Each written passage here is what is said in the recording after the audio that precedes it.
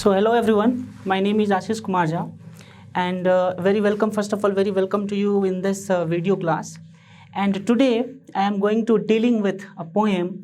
You can see the title of the poem is here, Fire and Ice, which has been written by Robert Frost. Today we are going to deal with this poem. I will tell you in very detail about this poem. This poem has a profound idea. ये बहुत ही अच्छा poem है, बहुत ही great philosophy है इसमें। तो मैं हिंदी और इंग्लिश दोनों में बात करूँगा, राइट। आई थिंक आप लोग ज़्यादा समझ पाएंगे, इसीलिए मैं दोनों बाइलिंगुअल होने की कोशिश करता हूँ, ठीक है। तो चलो शुरू करते हैं। ये फायर एंड आइस पोएम, जो कि बहुत ही फेमस पोएट, आप सब लोगों ने नाम सुना होगा इनका नाम है रॉबर्ट फ्रॉस्ट, और बहुत सारे पोएम इन्होंने लिखा है। इन्होंने कोई एक दो पोएम नहीं लिखा है, बहुत ही जाने माने पोएट अपने ज़माने के रह चुके हैं। इनको मॉडर्निस्ट बोला जाता है। पोएम में ये 20th सेंचुरी के पोएट थे। आपको अच्छे से मैं बता दूं, हमारे जो जवाहरलाल नेहरू थे, आवर फर्स्ट प्राइम मिनिस्टर, तो ये उनके कंटेम्प्रोरी थे। हालांकि ये उनसे थोड़े बड़े थे, बट ही वाज कंटेम्प्रोरी, ठीक है। So let's begin this poem. I hope you will enjoy it. सबसे पहले हम लोग ऑथर के बारे में, या पोएट के बारे में, क्योंकि इन्होंने पोएम लिखा है तो पोएट के बारे में हम लोग जानेंगे। We will first know about him. So his full name was Robert Lee Frost, right. And you can see that this date is written here. He was born on 26 March 1874 and died in the year 1963, ठीक है। और इसीलिए मैंने कहा कि ये नेहरू जी के contemporary थे, ठीक है। आप देख सकते हो ये डेट जो है लगभग सिमिलर, वो डेथ हुआ था, and he was 93। So he was a modern American poet, ठीक है। इनका जो नाता है वो इंग्लैंड से भी रहा है, ठीक है।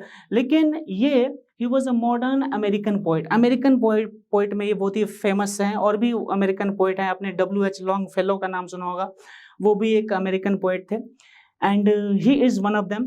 Now none for his realistic depiction of rural life and his command of American colloquial speech. ना कोलोक्वल स्पीच क्या होता है? ये जो थे एक अमेरिकन पोएट थे, ठीक है। जो इंपॉर्टेंट चीज़ें हैं जो आप लोगों के लिए बहुत नेसेसरी है, ठीक है, तो वो मैं अंडरलाइन कर दूंगा, उसके बारे में मैं स्पेशली मेंशन कर दूंगा। I think that will be very beneficial for you all, so please look at it and pay attention. So this is realistic depiction of rural life and his command of American colloquial speech. Colloquial speech क्या होता है? यानी कि everyday language. कोलोक्वल का मतलब होता है, कोलोक्वल speech का मतलब होता है कि जो एवरीडे लैंग्वेज होता है ना,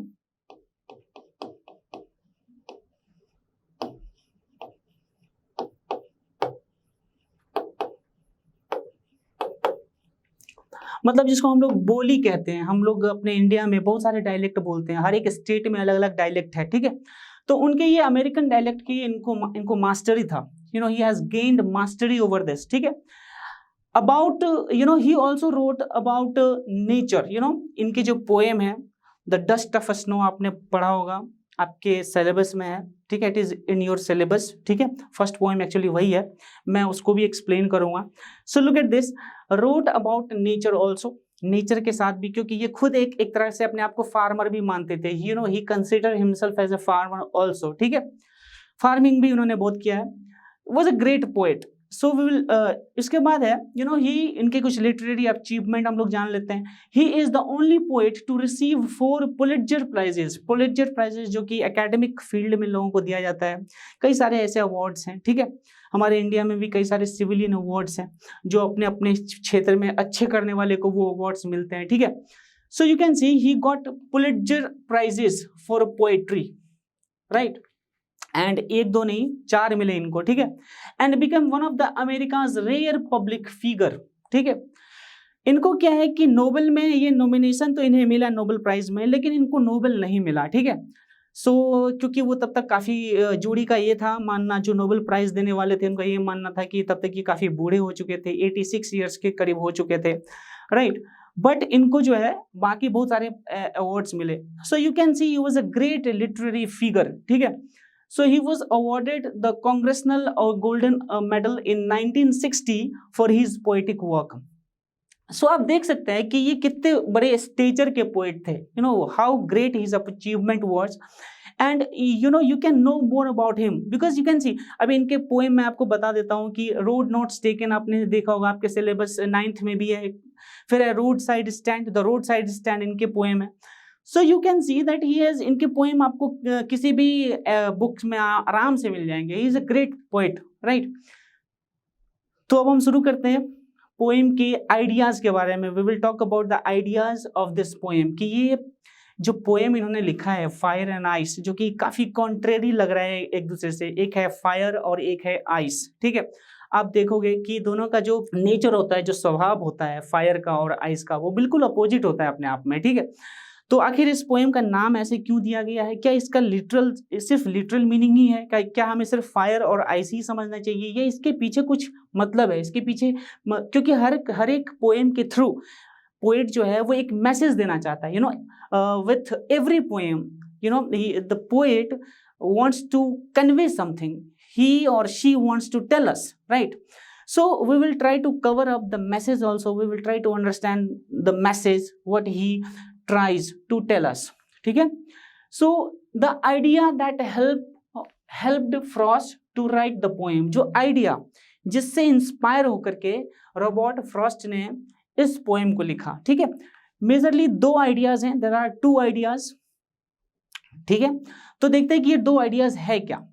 यहाँ पे लिखा हुआ है, according to one of Robert biographers, fire and ice was inspired by Dante's inferno. Inferno एक इटालियन वर्ड है जिसका मतलब होता है हेल। आपने हेल सुना होगा, नर्क जिसको बोलते हैं, हेल, ठीक है, ठीक है। तो ये हेल इसका मतलब होता है। दांतेन जो कि 14th सेंचुरी के एक पोएट थे और फिलोसोफर थे, इन्होंने बहुत सारा वर्क लिखा है। इनका एक डिवाइन कॉमेडी, आपको पता नहीं है, मैं यहाँ पे लिख देता हूं, डिवाइन कॉमेडी, ये भी इन्होंने लिखा था, डिवाइन कॉमेडी। और ये इनका इन्फर्नो, ये बहुत ही फेमस, ये हेल का कंसेप्ट इन्होंने दिखाया था, हेल का कंसेप्ट। उसमें क्या बोला गया था कि इन विच द वर्स्ट ऑफेंडर, जो सबसे खराब ऑफेंडर होते हैं, ऑफेंडर यानी कि जो कोई क्राइम करता है, someone who does something wrong, right, some sin और something, right. So offenders to of hell, इन्होंने हेल की कल्पना की थी। He had imagined the concept of hell, right? This books vividly talks about it.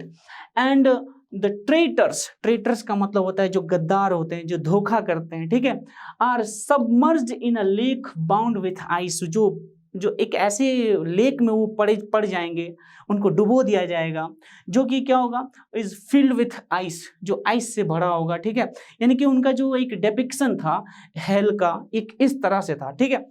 उसके बाद क्या है, एक तो ये आइडिया था, this is the idea which inspired Robert Frost, right. And another idea is, you can see here, it is also said the poem was inspired by the prominent astronomer Harlow Shapley. Harlow Shapley एक prominent astronomer थे। Once when Frost asked Shapley how the world is supposed to end, he replied that either the sun will explode and incinerate cows to burn to ashes the earth, or the earth will somehow escape this fate only to end slowly freezing in the deep space। देखो इस चीज पे आपको बहुत गौर करना है, क्या message दिया गया, क्या डीप मैसेज है। एक बार मैं आपको बता रहा हूं, एक बार रॉबर्ट फ्रॉस्ट ने ये पूछा था इनसे, किनसे, ये जो यहाँ पे हैरलो है ना, इनसे पूछा था, हैरलो सैपले से पूछा था कि भाई ये दुनिया कैसे एंड होगा। बिकॉज ये डिबेट था कि ये दुनिया का तो अंत होना ही है, ठीक है। लोग कयामत को की कल्पना करते हैं, people talks about the total destruction. आपने एपोकलिप्स वर्ड सुना होगा, एपोकलिप्स का मतलब होता है जब बिल्कुल एक बहुत बड़ा डिजास्टर आएगा, जब सब कुछ खत्म हो जाएगा, right, everything will come to an end. तो उन्होंने पूछा था कि ये दुनिया कैसे खत्म होगा, ठीक है। तो उन्होंने कहा, तो फिर उन्होंने ये एक्सप्लेन किया, हार्लो शैप्ले ने उन्होंने बताया कि ये जो दुनिया है, या तो सन इतना गर्म हो जाएगा, the sun will become hotter and hotter, and it will explode, right? And so when it will explode, the earth will cease to exist, तो अर्थ जो है वो बंद हो जाए, मतलब खत्म हो जाएगा, डिस्ट्रॉय हो जाएगा। यानी तो अर्थ के कोर में इतनी गर्मी है, वो हो सकता है कि जिसके कारण अर्थ फट सकता है, ठीक है। इंसिनरेट का मतलब हुआ cause to burn to ashes, कोई भी चीज को जला के राख कर देना, इंसिनरेट का मतलब यहां पे देखिए आप, ठीक है। फिर इसका एक और फिलॉसफी था, there was one more philosophy, what that philosophy was कि earth will somehow escape this fate only to end up slowly freezing, या अगर विस्फोट नहीं होता है, अगर सन अगर वो डिस्ट्रॉय नहीं होता है, गर्मी से अगर वो डिस्ट्रॉय नहीं होता है, ठीक है, तो वो किससे डिस्ट्रॉय होगा, वो किससे, वो फ्रीज हो जाएगा, यानी कि टेम्परेचर इतना कम हो जाएगा, the temperature will decrease to that much extent that everything will freeze, सब कुछ फ्रीज हो जाएगा, बस जम जाएगा सब कुछ, ठीक है। तो उसके कारण क्या होगा कि ये डिस्ट्रॉय हो जाएगा, यानी कि दोनों चीजें जो है वो अर्थ को डिस्ट्रॉय कर सकती हैं। तो ये एक मैंने ये आपको कॉन्सेप्ट जो बताया, the ideas that helped Frost to write the poem, these are the two ideas which from which this poem came into origin, came into what, existence, कि इस पोएम का जो है एग्जिस्टेंस इस तरह से हुआ, ठीक है। तो अब हम लोग बिना देर करते हुए, without delay, further delay, we are going to talk about the poem, right, the very first this very poem, right. So you can see here, ये फायर है और ये आपने आइस का क्यूब्स देखा है, ये आइस है, ठीक है। चलिए ये पोएम को देखते हैं, बहुत छोटा पोएम है, it's a very small poem, right, लेकिन बहुत ही गहरा मीनिंग है इसका और बहुत ही इंपॉर्टेंट पोएम है, and I hope you will definitely like this poem, you will definitely enjoy this poem. So here we start. पहले मैं poem पढ़ता हूँ. First of all, I am reading poem for you people, and then will explain you each line. Right? I will explain you each line. Every word I will explain you. So please understand. Try to understand. Okay? So look at this. Some say the world will end in fire. ये एक debate type का है. कह रहा है कि कुछ लोग ये कह रहे हैं कि ये जो दुनिया है वो फायर से खत्म होगी, right. So some say the world will end in fire, some say in ice. कुछ लोग कहते हैं कि भाई ये दुनिया फायर से नहीं, ये दुनिया आइस से खत्म होगी, मतलब बर्फ से, ठंडी से खत्म होगी, ठीक है। फिर नरेटर क्या कह रहा है, ये फिर पोएट क्या कह रहा है, पोएट कह रहा है कि from what I have tasted of Dzire, यानी कि from what I have tested का मतलब यहाँ पे एक्सपीरियंस्ड से है, कि उसको जो एक्सपीरियंस्ड हुआ है, पोएट को जो एक्सपीरियंस जो है, what poet has experienced, he is saying what, कि what I have experienced of desire, he says, because the people are saying desire, look at this, fire and desire are very much linked, ठीक है। Fire and desire are, एक तो rhyming words भी हैं, लेकिन दोनों में बहुत गहरा संबंध है, इट्स अ ग्रेट रिलेशन, ठीक है। तो ये भी चीज आप लोग देखिए, ठीक है।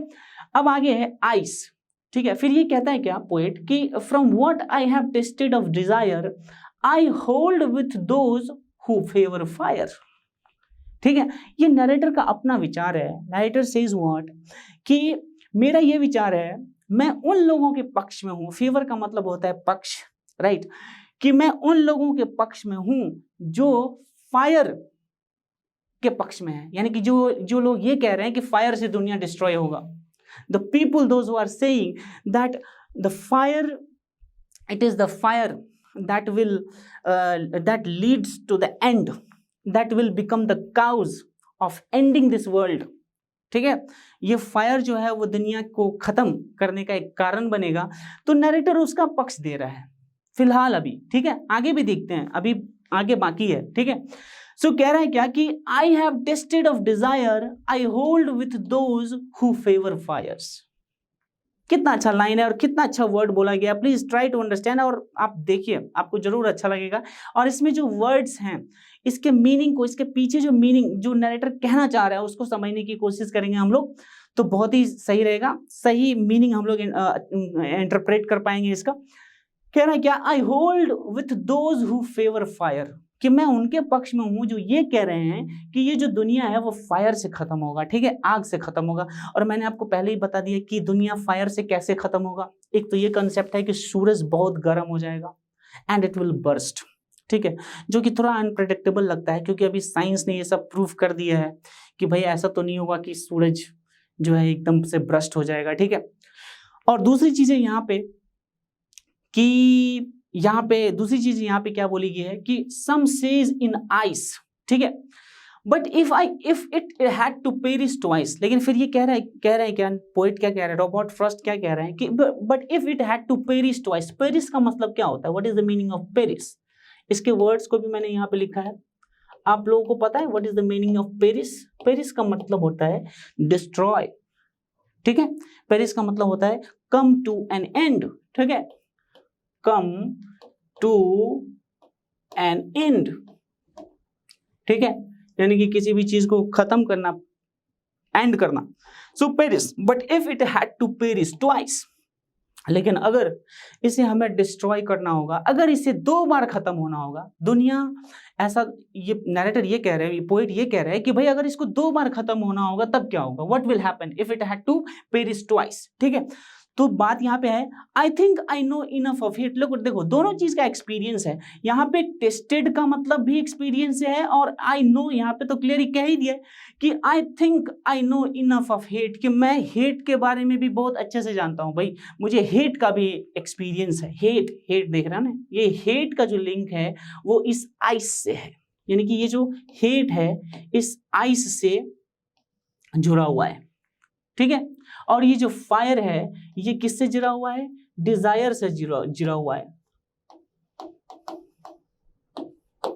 Are you getting me point, I hope you must be getting, ठीक है, तो यहाँ पे क्या है कि I think I know enough of hate, कह रहे हैं क्या कि मुझे अच्छे से पता है कि हेट भी एक बहुत बड़ा कारण है, घृणा, हेट का मतलब क्या होता है, घृणा, if you hate somebody that means you do not like him, dislike him, you just dislike him very much, you do not want that person to stand in front of you, to talk in front of you, to see in front of you know, to see him or her, you know, you just hate him, right?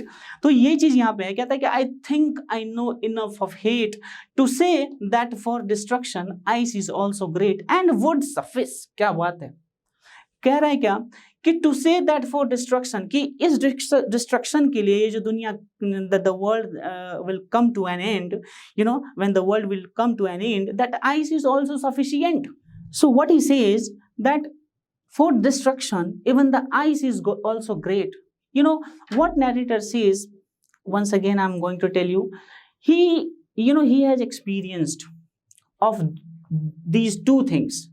He says, he claims that he knows about desire also, and desire means not only desire, see desire is okay but it should not be burning desire, right, burning desire क्या करता है ना कि क्योंकि Dzire का कभी and नहीं होता है, बर्निंग डिजायर का आपने देखा होगा कि हमारे हिस्ट्री में ऐसे ऐसे इंसिडेंट हुए हैं जो डिजायर के कारण ही हुए हैं, ठीक है, बहुत ज्यादा डिजायर के कारण हुए हैं। मैं आपको एक छोटा सा एग्जांपल देता हूँ, छोटा क्या ये बहुत बड़ा एग्जांपल है, आप लोग सब जानते होंगे, आप हिस्ट्री पढ़ते होंगे, आपने वर्ल्ड वॉर के बारे में तो सुना ही होगा, राइट, आपने देखा होगा कि जो हिटलर था उसका क्या था एम, वो पूरे यूरोप पे कवर करना चाहता था, he just wanted to capture entire Europe, इसका लालच और डिजायर इतना बढ़ता गया कि उसके कारण वर्ल्ड वॉर शुरू हो गया और उसमें करोड़ों लोग मारे गए, millions of people lost their life, you know, Hitler himself killed 6 million Jews, right? So you know it's a very big number, right? So you can say that you know the desire, so we must control our desire. This is what this lesson, this is what this poem tries to tell us, that we should never, we should have a control over our emotions, because emotions to a certain extent emotion is okay, कुछ हद तक emotion ठीक है, लेकिन if we will, right, if we will not restrain ourselves or our emotion, right, then you know it will leads us to danger, it will, ये जो है ना हमें डेंजर की तरफ लीड करेगा, it will lead us to danger, right? So और बहुत कुछ, you know, you can perish your life and then you can perish someone else's life also, right? So this is the great message that this poem gives us. It says what? To say, once again, to say that for destruction ice is also great. He says what? कि ice जो है, ice का मतलब यहाँ पे क्या है, ice का मतलब यहाँ पे हेट से है कि हेट जो है वो भी काफी है, it is also enough and great, that means बहुत ज्यादा है। It is even the hate has the power, suppose if you started hating people, right, ठीक है, तो that will lead to war, ठीक है। ये जो डिजायर और हेट के कारण ही तो इतने सारे वार हुए हैं। You can see, still you can see the people are conflicting, the two nations are in conflict, why, what is the main reason behind this, because of the hate, because of the burning desire, and because of the hate, they hated each other. they are hating the same people who are looking like them. वो अपने ही तरह के लोगों से, अपने ही तरह के लोगों से वो घृणा करते हैं, हेट करते हैं, किसी किसी चीज से, किसी किसी कारण से, ठीक है। और इसी के कारण युद्ध होता है। मैंने अभी आपको बताया है, I have told you that ये जो वर्ल्ड वार हुए हैं, राइट, जिससे कि पूरा ह्यूमैनिटी डेंजर में आया था, ये सिर्फ और सिर्फ इन्हीं दो रीजन से हुए हैं, ठीक है। तो मुझे लग रहा है कि आप इस पोएम को जरूर समझ रहे हो। आगे देखो, कह रहा है कि वुड बी सफिस का मतलब होता है सफिशिएंट, कि मतलब काफी है, पर्याप्त है। सो अगर कोई व्यक्ति नरेटर, मैं आपको बहुत सिंपल में I am going to tell you in a very simple way कि नरेटर का ये कहना है, सम से देयर इज अ डिबेट, कुछ लोगों का ये मानना है, there is a debate, some people are in the favor that the fire will lead due to the fire this world will come into end, ठीक है। ये जो वर्ल्ड है वो दुनिया खत्म हो जाएगी। कुछ लोग ये कह रहे हैं, some people are saying, some says in ice, कुछ लोग ये कह रहे हैं कि भाई ये दुनिया जो है वो आइस से खत्म होगी, ठीक है। आइस का मतलब यहाँ पे सिर्फ आइस से मत समझो आप, ठीक है। एक लिटरल सेंस हमने देखा था कि जब पूरी दुनिया का टेम्परेचर बहुत लो हो जाएगा, सब कुछ जम जाएगा, तो ऑब्वियसली ये सब कुछ खत्म हो जाएगा। लेकिन ये थोड़ा सा अनप्रेडिक्टेबल लगता है, ठीक है। लेकिन ऐसा भी क्यों कहे अनप्रेडिक्टेबल लगता है? अभी आप देख रहे हो कि लोग कितना पॉल्यूशन क्रिएट करते हैं, कितना सारा हमारे वातावरण में पॉल्यूशन है, ग्लोबल वार्मिंग हो रहे हैं, ठीक है, बर्फ पिघल रहे हैं। आप देख रहे हो अंटार्कटिका में जो हमारे साउथ पोल, नॉर्थ पोल के जो बर्फ है, ठीक है, वो सब पिघल रहे हैं। कहने का मतलब यहाँ पे ये हुआ कि इन सब ये सब अगर आप लिटरल मीनिंग भी लेते हो इसका, if you think about it's literal meaning, तो वो भी अपने आप में सफिशिएंट है। लेकिन इसके पीछे कुछ और मैसेज है। यहाँ पे जो पोएट है वो कुछ और मैसेज कहना चाह रहा है। कह रहा है क्या कि फायर का मतलब सिर्फ फायर ही नहीं है, फायर का मतलब यहाँ पे बर्निंग डिजायर से है, ठीक है। जो बर्निंग डिजायर होता है ना, उससे बर्निंग डिजायर, यहाँ पे मैंने लिखा है ये जो बर्निंग डिजायर है जो कभी खत्म नहीं होने वाला है, मैंने आपको बता दिया है, ठीक है। फिर यहाँ पे कह रहा है क्या, फिर वो कह रहा है क्या कि आइस, ठीक है, आइस जिसका मतलब वो सीधा हेट से ले रहा है, घृणा से ले रहा है, ठीक है, इनसेंसिटिविटी से ले रहा है। जो लोगों में जो इनसेंसिटिविटी, जो कोल्डनेस आ रहा है एक दूसरे के प्रति, चाहे वो एक समाज में रहने वाले लोग हों, चाहे वो स्टेट लेवल पे हो, चाहे वो कंट्री लेवल पे हो, ठीक है। तो ये जो लोगों में एक इनसेंसिटिविटी आ रही है, ठीक है, जो कोल्डनेस, जो हेट, घृणा की भावना आ रही है, इससे भी क्या होगा ना कि बहुत डिस्ट्रक्शन होगा, ठीक है। It will also lead to what, apocalypse. जो एपोकलिप्स होता है, जो कि टोटल डिस्ट्रक्शन होता है, उसकी तरफ ये दुनिया बढ़ रही है। और आप सोचो अगर what will happen when third war will break out, जब ये थर्ड वर्ल्ड वार होगा तो क्या होगा, आप सोचो जरा। Can you imagine it? You can't, we can't, right? So the very idea of this poem is very relevant in these days also. आज के समय में भी ये जो आइडिया है इस पोएम का वो बहुत ही रिलेवेंट है, and it is a matter of destruction, it is a matter of discussion, and it is a matter of what consideration, one must consider it, because बहुत बड़ी, मैंने पहले ही कहा था कि इस पोएम में बहुत ही गहरी बातें बताई गई है, very profound things have been talked about, ठीक है। I think I have explained you the poem, right?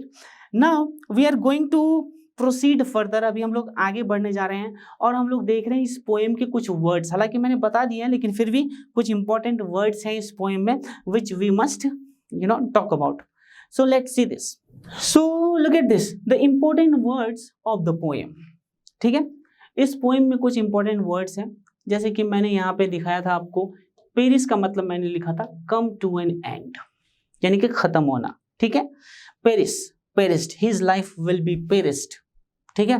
If wars happen, the life of humanity will be perished, ठीक है। तो इस तरीके से हम इसको सेंटेंस में यूज कर सकते हैं। Then tasted, as I told you, tasted का मतलब एक्सपीरियंस से था, उस पोएम में मैंने अंडरलाइन करके बोला था आप लोगों को।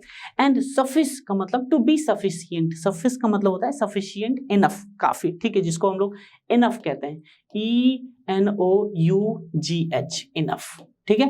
उसके बाद है ग्रेट, हियर ग्रेट का मतलब होता है पावरफुल, ठीक है। ग्रेट का मतलब वैसे एक अर्थ होता है महान, लेकिन यहाँ पे पावरफुल से मतलब है, यानी कि जिसके अंदर काफी पावर हो, ठीक है। तो ये चीज है। तो यहाँ पे ये सिंपल वर्ड्स थे, पोएम के वर्ड्स बहुत डिफिकल्ट नहीं थे। आई होप कि ये बहुत ज़रूरी है, और किसी भी पोएम को समझने के लिए उसके वर्ड्स को जानना, उसके वर्ड्स को लर्न करना बहुत ही नेसेसरी है।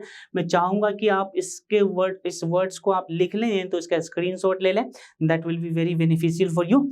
नाउ नेक्स्ट, अब जो एक बहुत ही इंपॉर्टेंट पार्ट है पोएम का, उसको हम लोग कहते हैं poetic devices, figure of speeches, we are going to talk about, ठीक है। तो सबसे पहले हम एक एक करके देखते हैं कि पोएम में क्या क्या पोएटिक डिवाइसेस था, ठीक है। तो सबसे पहले जो पोएटिक डिवाइस था एनाफोरा, आप याद कीजिए, सम से, ठीक है, सम से, ये आया था वर्ड सम से। इस लाइन में दो, फिर एक और आया था, फिर दूसरी लाइन में भी आया था सम से, ठीक है। ये सम से, एक तो ये कह सकते हैं हम लोग कि इसमें एलिट्रेशन है, ठीक है, और दूसरा क्या है, इसमें एनाफोरा है, क्योंकि ये रेगुलर रिपीटेड हो रहे हैं ना लाइंस, ठीक है। अब एनाफोरा क्या होता है, इसको भी हम लोग देख लेते हैं। What is anaphora? So anaphora is the repetition of a word or words at the beginning of successive phrases, यानी कि जो बिगिनिंग में अगर रहेंगे और उसके नीचे जो पैरेलल लाइंस हैं, अगर उसमें भी आपको सेम वर्ड्स मिलते हैं रिपीटेडली, तो इसका मतलब ये है कि वो क्या है, it is the example of anaphora. अगर ये ऐसे ऐसे यूज हो रहा है तो ये एनाफोरा होगा, और अगर ऐसे ऐसे यूज हो रहा है, ठीक है, जैसे कि एस लेटर रिपीट हो रहा है इसमें, आप देखो ये एस है, ये एस है, यहाँ पे है, तो इसको हम लोग बोलेंगे एलिट्रेशन। थोड़ा सा आप डिफरेंस नोटिस करना,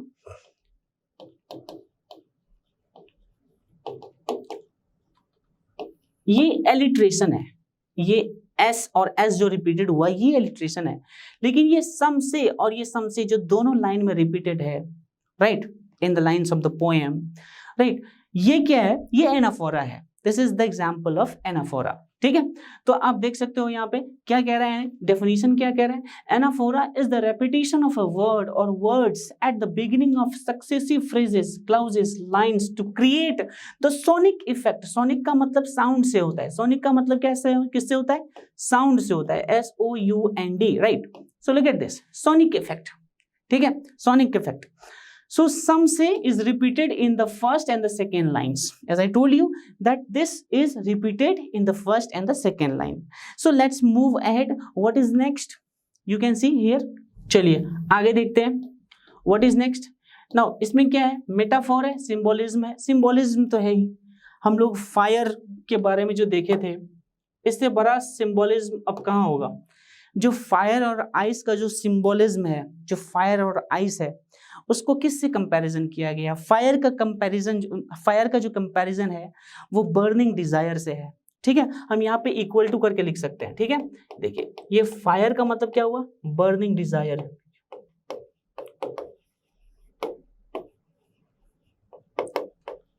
ठीक है। एक हद तक डिजायर जो है वो बहुत सही है। मेरे ये कहने का मतलब है कि अगर आप ये सोचते हैं कि अब आपकी अच्छी एजुकेशन हो, आपके पास एक अच्छे जॉब रहे, आपका घर हो, ठीक है, जो आपके लिए जरूरी है, which is necessary for you, आपका एक रिस्पेक्ट हो, so this is necessary for you, तो that desire is okay, right. But अगर आप उससे बहुत ज्यादा अनलिमिटेड डिजायर आप चाह रहे हो, ठीक है, आप ये चाह रहे हो, you become selfish, you do not care what other may have to suffer, कि दूसरे लोगों को क्या सफर करना पड़ सकता है आपके डिजायर के चलते, ठीक है। मैंने एग्जांपल दिया था, बहुत ही खतरनाक था वो, ठीक है। तो ये जो बर्निंग डिजायर है ये नहीं होना चाहिए, ठीक है। तो इस बर्निंग डिजायर का कंपैरिजन हुआ है फायर से, ठीक है। उसके बाद ice, look at this ice. इस आइस का जो कंपैरिजन हुआ है ये किससे हुआ है? फायर एंड आइस, इसका कंपैरिजन हुआ है किससे? हेट्रेड से, हेट से, घृणा से, ठीक है, इनसेंसिटिविटी से, कोल्डनेस से, ठीक है, इनडिफरेंसनेस से। लोग काफी एक दूसरे से हेट करते हैं, ठीक है, वो एक दूसरे के बारे में एक दूसरे का परवाह नहीं करते हैं, ठीक है। उससे क्या होगा कि एक बहुत ही बुरा असर पड़ेगा हमारे सोसाइटी पे। हमारा सोसाइटी जो फॉर्म होगा वो बहुत ही एक अच्छा इन्वायरमेंट नहीं बनेगा, ठीक है। तो वो चीज यहाँ पे है हेट, समझ में आई आप लोगों को। उसके बाद क्या है, लुक एट दिस। तो यहाँ पे ये बहुत बड़ा ये सिंबोलिज्म है, ये जो दोनों चीज है ना ये सिंबोलिज्म है, ठीक है। ये सिंबल प्रस्तुत किया गया है with the fire and ice, with the help of fire and ice. दो बड़ी बातों को नरेटर कहने जा रहा है, और वो क्या है, डिजायर और हेट, ठीक है। और मेटाफोर से भी हम ये कह सकते हैं, मेटाफोर क्या है, एक कंपैरिजन हो रहा है। मेटाफोर में किससे कंपैरिजन हो रहा है, फायर का कंपैरिजन वो किससे कर रहे हैं, डिजायर से, ठीक है। और आइस का कंपैरिजन वो हेट से कर रहे हैं। तो मेटाफोर, हम जानते हैं कि मेटाफोर क्या होता है, it's a direct comparison between two dissimilar things. दो अलग अलग चीजों के बीच में जब हम कंपैरिजन करते हैं ना तो उसको हम लोग कहते हैं मेटाफोर, ठीक है। चलिए अब आगे देखिए, compared to the strong passion, एक ही चीज है जो मैंने कहा, बर्निंग डिजायर और strong passion is same thing, right, and hatred respectively, ठीक है। अब हम लोग आते हैं नेक्स्ट पे, एक imagery. Imagery is the name given to the element in a poem that sparks of the senses, यानी कि हमारे जो सेंसेस हैं, राइट, आईज, नोज, ईयर्स, ठीक है, टच, टंग टच, ये सब जो सेंसेस हैं हमारे, इनसे हम क्या करते हैं, imagery is the name given to the element in a poem that sparks of the senses. Fire and ice have the deeper meaning, जैसे कि मैंने कहा it has profound meaning, fire और आइस का प्रोफाउंड मीनिंग है। This talks about the human emotions, right, and poet is appealing to, you know, poet is by this poem the poet is giving the message that people should have control over his emotions, because you know, if you do not have control over your emotions, then it will lead to disaster, it will have a catastrophic effect। जो इसका जो catastrophic effect होगा वो बहुत ही भयानक होगा। और हम देख चुके हैं हमारे हिस्ट्री में कई सारे जो लड़ाइयाँ लड़ी गई हैं, this is because of the desire, this is because of the strong passion, this is because of the burning desire, I have given you examples, right? So हमें कभी ऐसा नहीं करना चाहिए, ठीक है। आगे हम देखते हैं क्या, so imagery is the name, फिर यहाँ पे है fire and ice have deeper meaning, fire means feeling of burning desire and ice means coldness of hatred, so this is an imagery, right, that something that, you know, when we create a mental picture, when we perceive things and when we form a mental picture in our brain, right, तो उसके through हम उसको हम imagery कहते हैं। जैसे कि हमें फायर और आइस को इमेजिन करके उसका क्या हम इफेक्ट दिखा रहे हैं कि उसका क्या इफेक्ट हो सकता है, ठीक है, इसी को हम लोग इमेजरी कह रहे हैं, ठीक है। अब आगे देखिए नेक्स्ट, एलिट्रेशन, जैसे कि मैंने आपको कहा था कि इसमें एलिट्रेशन भी यूज हुआ है, उसके एग्जाम्पल है some say and some favour fire, favour fire भी है, सम से favour fire, some say and favour fire, ये दोनों है, ठीक है। सो this is the example of alliteration. Alliteration क्या होता है, रिपीटिशन ऑफ कॉन्सोनेंट साउंड, जो कॉन्सोनेंट साउंड का रिपीटिशन होगा, ठीक है, एक ही लाइन में, ठीक है। सो ये देख रहे हैं कि रेगुलर है, एस एस और एफ एफ साउंड यहाँ पर रिपीट किए गए हैं। ये दोनों जो वर्ड हैं वो पोएम में है, आपने पोएम पढ़ा है, मैंने इससे पहले एक्सप्लेन किया आपको पोएम को, एक बार आप और देखेंगे तो आपको अच्छे से समझ में आएगा, ठीक है, एक बार और चलिए। सो एक और इसमें है enjambment. Now what is this enjambment? This is very nice, look at this. Enjambment is the continuation of a sentence or a phrase from one line of poetry to the next line. यहाँ पे मैं बता दूँ आपको what is enjambment actually. You know, when you read a poem, you can see that the one line, you know, one line does not have any full stop or any what. Yes, it does not have any full stop. The same line is continuing in the next line. You know, the same line is continuing in the next line also. So what you see that when the thought of one line is continued into the next line, right? This is what enjambment is. Enjambment का मतलब एक line उस line में पूरा खत्म नहीं हुआ, फिर वही लाइन फिर नेक्स्ट लाइन से शुरू है, उस लाइन का जो थॉट है वो नीचे के लाइन से शुरू है, तो इसी को हम लोग कहते हैं enjambment, ठीक है। आप लोग समझ रहे हो ना। नहीं समझे तो कमेंट में बताना, और क्या मतलब और आप क्या चाहते हो ये भी बताना, that I will explain to you, ठीक है। So enjambment is the continuation of sentence or phrase from one line of the poetry to the next line, ठीक है। जो नेक्स्ट लाइन मतलब पहला जो है ये जो आई थिंक और ये जो डिस्ट्रक्शन है, आप पोएम को देखोगे, मैं एक बार वापस से पोएम पे चलता हूँ, right. So I am just going to the poem. आपको मैं इंजैबमेंट थोड़ा सा लाइन ड्रॉ करके बता दूंगा तो आपको अच्छे से समझ में आएगा। देखिए अब आप इसमें क्या देख रहे हो, व्हाट यू सी हियर, आपने देखा है क्या कि from I have tasted of desire I hold with those who favour fire. फिर यहाँ पे क्या था, यहाँ पे I think I know enough of hate to say for destruction ice is also great and would suffice. आप यहाँ से लेकर के यहाँ तक के देखो, आप ये पूरा का पूरा एक लाइन है, this is a single line, कहीं भी आपको इसमें फुल स्टॉप नहीं मिल रहा है, राइट। सो इसी को हम लोग इंजैबमेंट बोलते हैं, ठीक है। नरेटर यहां से शुरू कर रहा है और हर एक लाइन, इस लाइन को फिर कंटिन्यू यहां तक उसने कंटिन्यू किया है, और पूरे लाइन में एक थॉट बताया गया है। क्या थॉट बताया गया है कि I think I know enough of hate, कह रहा है कि मैं हेट के बारे में बहुत अच्छे से, हेट का मतलब घृणा, मैं घृणा के बारे में अच्छे से जानता हूं। To say that for destruction ice is also great and would suffice, की डिस्ट्रक्शन के लिए, इस दुनिया को एंड करवाने के लिए that ice is also sufficient, ठीक है। तो इसी लाइन में आप देख रहे हो ना, इसी लाइन का ये जो एग्जांपल है, this is the example of what enjambment, ठीक है। तो मुझे लगता है कि अब आप जरूर समझ गए होंगे। इस लाइन को आप यहाँ पे इसको स्क्रीनशॉट ले लें और यहाँ पे आप लिख सकते हैं इंजैबमेंट, ये दिस इज द एग्जांपल। जो कि अब मैं नेक्स्ट आगे बढ़ता हूँ तो आपको मैं ये देखिए इंजैबमेंट, आई थिंक डिस्ट्रक्शन, यही था ना, ये पूरा इंजैबमेंट का एग्जाम्पल है, ठीक है। तो मुझे लगता है कि आप लोग समझ गए होंगे। And if you know, so what I say, कि if you feel that there is something, some more poem is to be explained, you want me to explain another the poem which you have not understood, please do tell me this, right. Write in the comment box, I will definitely bring that poem for you and explain to you, right. This is one more thing I'm just going to tell you, antithesis here, right. Two contradictory ideas expressed, fire and ice, antithesis, thesis और antithesis आप लोग अच्छे से जानते होंगे, ठीक है।